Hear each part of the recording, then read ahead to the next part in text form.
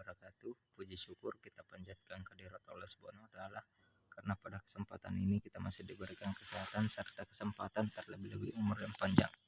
Salam dan salawat tak lupa pula kita hantarkan kepada Nabiullah Muhammad sallallahu alaihi wasallam. Allahumma shalli ala Muhammad wa ala ali Muhammad. Jadi pada kesempatan ini perkenalkan, nama saya Ahmad Mangga Barani, NIM 200 Jenderal 209, kelas reguler 5 semester 6.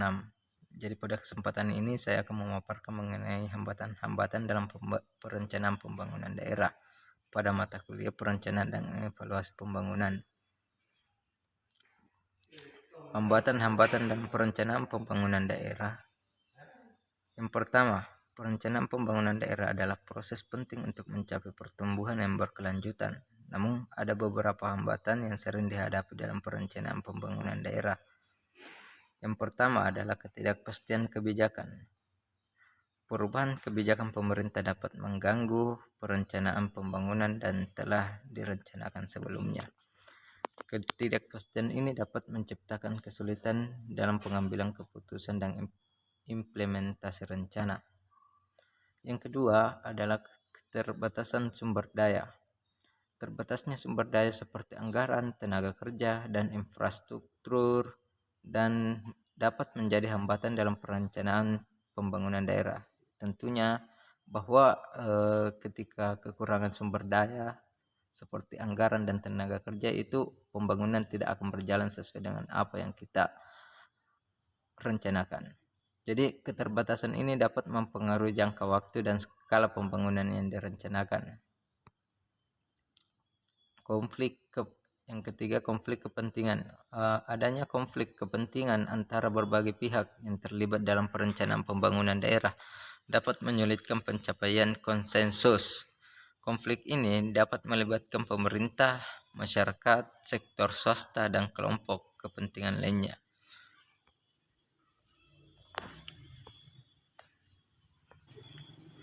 Yang keempat, rendahnya partisipasi masyarakat. Partisipasi aktif masyarakat dalam perencanaan pembangunan sangat berperan penting. Namun, rendahnya partisipasi masyarakat dapat mengakibatkan keputusan yang tidak mencerminkan kebutuhan dan aspirasi masyarakat setempat.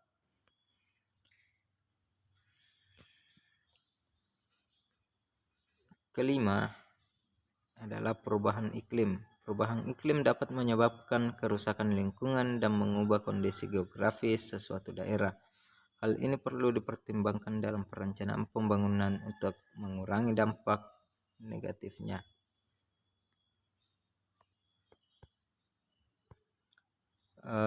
Kemudian selanjutnya, rendahnya kesadaran lingkungan. Kurangnya kesadaran dan pemahaman tentang isu-isu lingkungan dapat menghambat perencanaan pembangunan yang berkelanjutan. Perlindungan lingkungan harus menjadi prioritas dalam perencanaan suatu pembangunan suatu daerah. Selanjutnya, perubahan kondisi ekonomi dan sosial. Perubahan kondisi ekonomi dan sosial yang tidak dapat diduga dapat mempengaruhi pelaksanaan dan perencanaan pembangunan daerah. Misalnya, fluktuasi ekonomi, konflik sosial, dan perubahan demografi ini dapat memaksa penyesuaian rencana. Selanjutnya, mengenai dengan kendala teknis dan infrastruktur. Keterbatasan infrastruktur dan terkendala teknis dapat menghambat pembangunan yang efisien. Misalnya, aksesibilitas yang buruk, keterbatasan energi, atau kurangnya fasilitas kesehatan. Adapun dari pemaparan sebelumnya, ada beberapa yang sempat saya simpulkan. Hambatan-hambatan dalam perencanaan pembangunan daerah adalah tantangan nyata yang harus diatasi. Jadi untuk melaksanakan pembangunan daerah harus memiliki perencanaan yang sangat matang dan perlunya memperhatikan hambatan-hambatan yang telah terjadi sebelumnya guna sebagai bahan evaluasi agar perencanaan ke depannya mengenai pembangunan daerah berjalan dengan baik.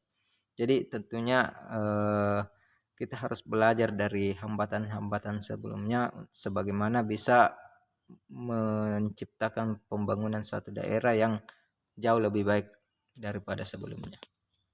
Sekian dan terima kasih. Saya Ahmad Mangga Barani mohon undur diri. Billahi fisabilil haq fastabiqul khairat. Wassalamualaikum warahmatullahi wabarakatuh.